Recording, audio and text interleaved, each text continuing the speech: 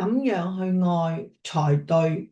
作者青蘋果，愛萬民，靈修分享。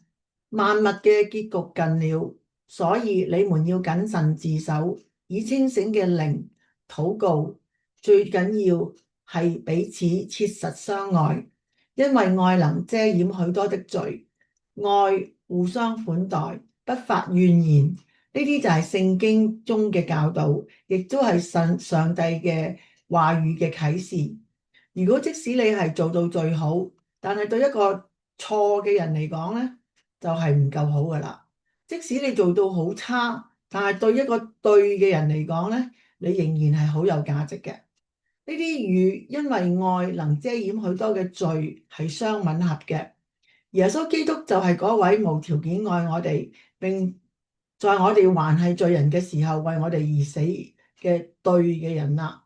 佢無條件嘅愛係以佢嘅犧牲遮蓋我哋嘅罪孽，使到我哋知道上帝擁有公義嘅力嘅屬性。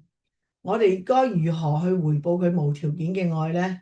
就係以真誠嘅悔改，接受佢嘅救恩，相信佢同埋佢嘅復活。研讀一下聖經，你就唔會錯過靠住上帝嘅恩典獲得永生嘅機會啦。愛能夠遮掩好多嘅罪，意味住喺一段關係中，愛係會引導人寬恕同埋包容過錯，而唔係尋求報復或者斤斤計較對方嘅過錯。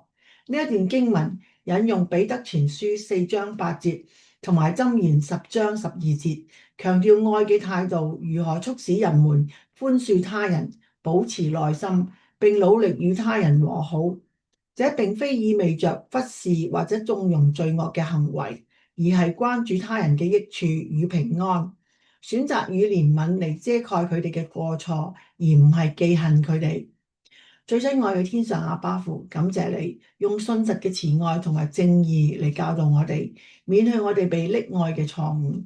我哋亦都學會不去忽視或者縱容罪惡嘅行為嘅極端嘅愛心。好多時過分地愛就會變成縱容。愛要喺正義中去愛人，唔可以隨便去濫用一啲美好嘅事物，造成好心做壞事嘅後果。喺你嘅話語之中，即係聖經嘅教導，使到我哋合乎中道。謝謝你嘅提醒同埋教導，祈禱係奉主耶穌基督嘅名求，阿門。